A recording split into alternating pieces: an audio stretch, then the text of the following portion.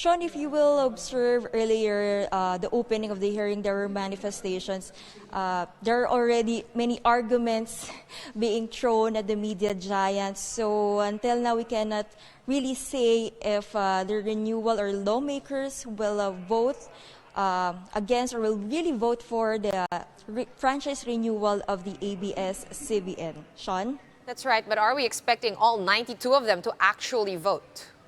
Or any word there from the House, maybe some talk you heard earlier today? Sean, we have yet to clarify on that matter, but based on what I mentioned earlier, there are only 44. There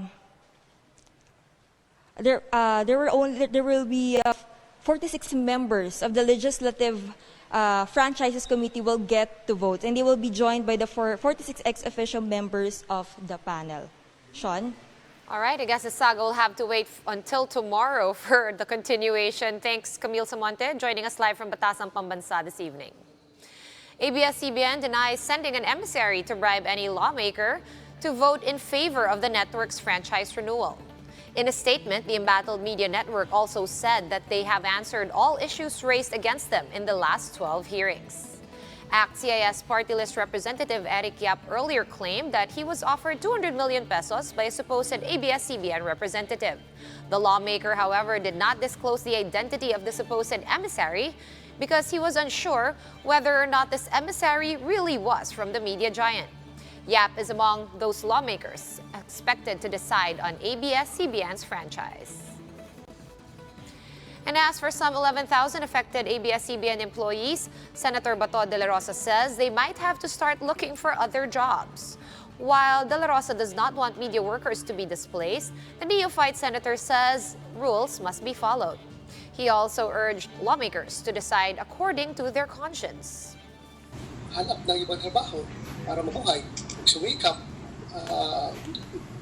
May ibang paraan pa naman siguro para mabuhay tayo. Kaya sana maliwanagan yung ating mga counterparts doon sa House of Representatives na to vote according to their conscience. On the other hand, we have Senator Mig Zubiri saying that a shutdown is, quote, too unreasonable and expensive. Senate President Tito Soto and Senator Nancy Binay had earlier defended ABS-CBN, saying the government is in no place to meddle with the media's editorial content. And it's not only ABS-CBN's franchise that's on the line. A permanent shutdown might also affect investor sentiment about the country. Macroeconomic research group Fitch Solutions warns that the politicization in the country's telecommunications and media sector could further dampen investor sentiment. The group has slashed its risk score for the telecoms industry down to 46.1 out of 100. Fitch says government influence in regulatory activity is a key impediment in foreign investment. In an interview with Business World Live, Security Bank Chief Economist Dan Rosas agreed that keeping it professional is the way to go. If we stick to the structural issues rather than the political one, no? And as I said, perceptions everything, especially in attracting foreign investments. And the decision on the franchise of the embattled network ABS-CBN has yet to be released, but employees of ABS say that it's business as usual despite all the uncertainty. We have Man Enriquez live in Mother Ignacia, Quezon City to give us the latest. Man, how is the atmosphere over there? How's it like? What are people feeling? What are they saying? Sean, most, if not all of the people in ABS-CBN's newsroom were all glued to today's House Committee hearing, awaiting for the lawmakers' decision on their fresh 25-year franchise bid. We've interviewed some producers and writers saying they feel anxious but are still hopeful on the fate of the network's franchise. All were hooked at the monitors as lawmakers from committees on legislative franchises and good government sum up discussions on the issues hounding their franchise renewal. The agony of waiting was in the air as several lawmakers took to the stand to relay their thoughts on the issue. Supervising producer for ABS-CBN Newscast, Mariel Gaceta Catbagan, who has been with ABS-CBN for 23 years now, said they are hoping and praying for the best. She added that this past few days, people in their newsroom have become closer, more introspective, more spiritual, and more open towards each other's feelings. And despite the roller coaster ride of emotions, Catbagan said everyone's trying to put up a brave front. Of course, alam mo naman yung mga agam-agam that everybody is feeling right now. We're in a state of suspended animation, so to speak. So, hindi mo alam kung ano mangyayari.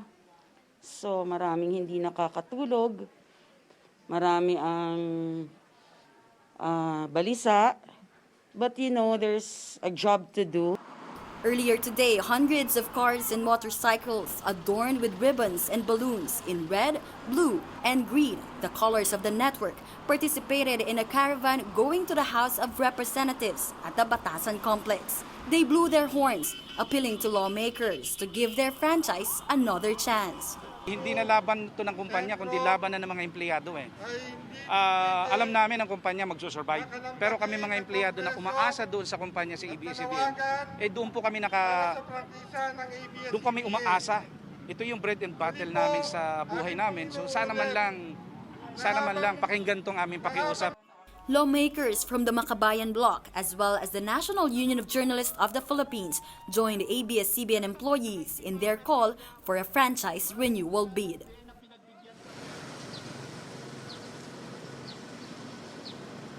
Sean, lawmakers have just wrapped up their summation and suspended the hearing past 5 p.m. Still, a prayer vigil is expected to be held here outside of ABS-CBN's gate along Sergeant Esguerra. Sean? Right, thank you very much for that update. Marian Enriquez joining us live from Quezon City this evening. We're going to pause for a quick break for now, but we will be back with other stories after that. Stay with us here on One News.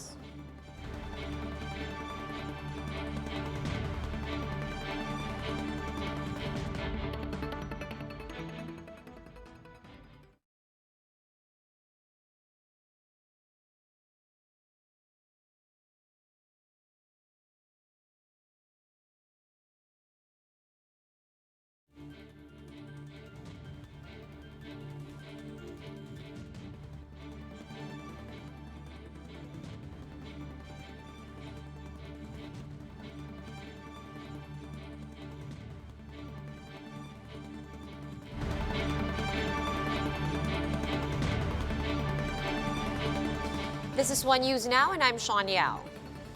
COVID-19 cases in the country breached the 51,000 mark with nearly 1,400 new infections today.